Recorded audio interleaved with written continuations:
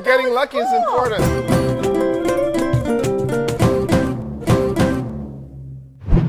Hey guys, welcome to Shama TV. We're so lucky today because we have with us one of my new favorite authors, Frans Johansson, author of The Click Moment and CEO of The Medici Effect. Thank you so much for being with us.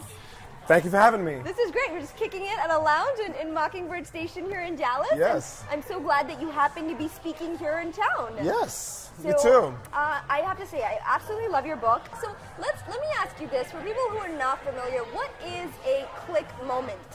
All right, so in that book, I essentially obliterate the notion that you can use planning or strategy or analysis to predict how to become successful. What I say is that serendipity and randomness has far more to do with it. And essentially it comes down to that projects or careers or organizations, fate, sort of twists and turns on specific moments. There's specific moments in times, what I call click moments. You can go one way or another. You know, right. it's the fact that YouTube started as a dating site. And it sucked as a dating site. But then one evening, two of the founders had dinner, and they filmed it, and they said, we'd like to upload this somewhere. And then the third founder was looking for a shot, some footage of Janet Jackson's wardrobe malfunction at Super Bowl. Yeah. And when they met up, it clicked. They're like, right. wait a minute, we already have software where you can upload. Happened. Yes. Yes. And so that's what the book is about. It looks at how do you create these click moments. So what I love, one of the things that I call these strategic serendipity moments, yes. you know, and I tell everybody I meet, is that success is just as much to do with luck and right time, right place, than it is, you know, people will say, no, it's all hard work, but there is this sort of X factor, if you will. Absolutely. And you know, the hard work piece comes into, the reason people say it's hard work is because of this sort of notion that Gladwell popularized around 10,000 hours. Right. Like the fact that Serena Williams is won U.S. Open a couple of months ago. It's not a fluke. It's not luck. She worked very, very hard at that. But the thing is that the rules of tennis never change. They're the same year after year after year. So you can predict exactly what you need to do to be successful. For you, for me, for virtually every one of your viewers, the rules of the game changes all the time. Sure. So how can you be sure what you need to do to be successful? What worked last year might not work this year. Right. That's the reason why we have to expose ourselves to serendipity, expose ourselves to randomness. And so one of the key ways of doing that, I think, has to do with what I call sort of taking your eyes off the ball, even if briefly.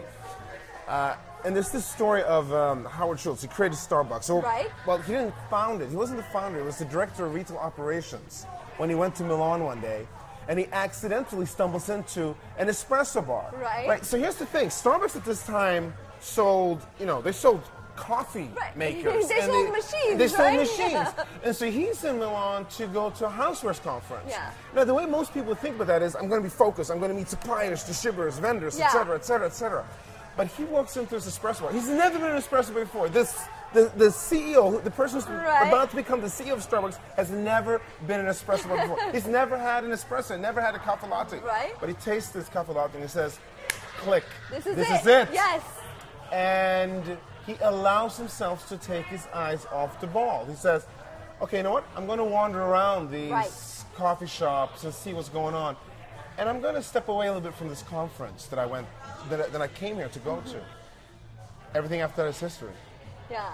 Well, what I love, one of the things that you say in the book, and that really rings true for my business, right? So I'm the CEO of the Marketing Zen Group, and the way we started out was doing like social media consulting, and we grew and we adapted. And so you talk about how strategy used to be important, and it still is, but now it's so much more important to be able to adapt. Like adaptability trumps strategy. Yeah, and in fact, I think that the most important reason for why strategy exists and why one should pursue a strategy has nothing to do with whether you are right or not, because you're probably wrong. The reason, you're probably wrong most of the time. The reason why you do it is because you want to give yourself a motivation to act. Sure. Like you're just going to say, let's pick something, let's execute. In the end, you have to get something done. And so you try to get everybody on the same page. Let's go in this direction. But most likely you're wrong about that direction, and you have to be able to be open to other unexpected insights. Yeah. And here's what I say. I say, pay attention to surprise. Or if something happens and you get surprised by it, it probably means that you didn't plan for it. It probably means that you may have stumbled upon something that others haven't thought of. Yeah. And so you have Pfizer, right? Pfizer is this mid-sized pharmaceutical company in the 80s, and Right. they developed this heart drug. I was like, they're not mid-sized anymore. They're No, right in but the back 80s. then they weren't. In People the 80s. forget, right? Right. And so they developed this heart drug, but the drug isn't very good. It doesn't do the job very well.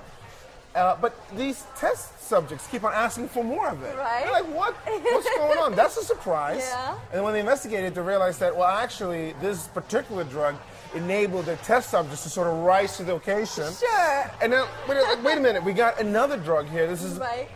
And so they decided to double down on that. Yeah. And You're that talking one about drug, Viagra here, by the way. Viagra. It's Viagra. Viagra, right. And it made it was the most successful drug in Pfizer's history. Right. But they did that by paying attention to surprise. Yeah. And for most of the people looking at this, viewing this, when something unexpected happens, it tells you that you stumbled upon something your competitors might not have thought of. What's cool about your book is when I read the click moment, I was thinking, okay, this is great. Like, you're saying that, there's something greater at play, right? The strategic serendipity, as I call it, or the click moment. There's something greater about this randomness and how things happen. Yeah. But I was like, how is this book so big? Because can you make it happen? What if you, though, introduce some people into this that are unexpected, that are maybe a little bit different? Like game changers. Yes, well, I'm really talking about diversity. People that may come from another culture than sort of what your team has, or from another industry, or from another background. The other one is use randomness to statistical advantage. Okay. I say place bets, place many bets. Picasso made 50,000 works of art in his lifetime, right? Yeah. Well, most of those works of art are collecting dust in basements around the world because they sucked. And we don't think that Picasso would Right. do that, but actually he did. In order to come up with the breakthrough stuff, you just keep on trying. Yeah. So that's another way of sort of introducing serendipity and randomness. You just try a number of times. But it's doable, right? So you can get Absolutely. luckier in business, and you just have to keep trying and keep trying new things. Yes, you can definitely get lucky in business. Yeah, that's great. And it's, like that old quote, right? Boldness has magic in it. Boldness has magic. There's magic in it. So I believe that's true. That's wonderful. I highly recommend you check out the book, The Click Moment. It's available on Amazon and bookstores everywhere. Yeah. And Frans has been very gracious in offering one lucky reader a signed copy of his book. Really, you guys are going to love it. Leave us your best story of how you got lucky in business and how you keep increasing your luck in business. We'd love to hear your comments. I'll actually let Frans pick the winner, and then that's how you get the book. Thanks so much for watching.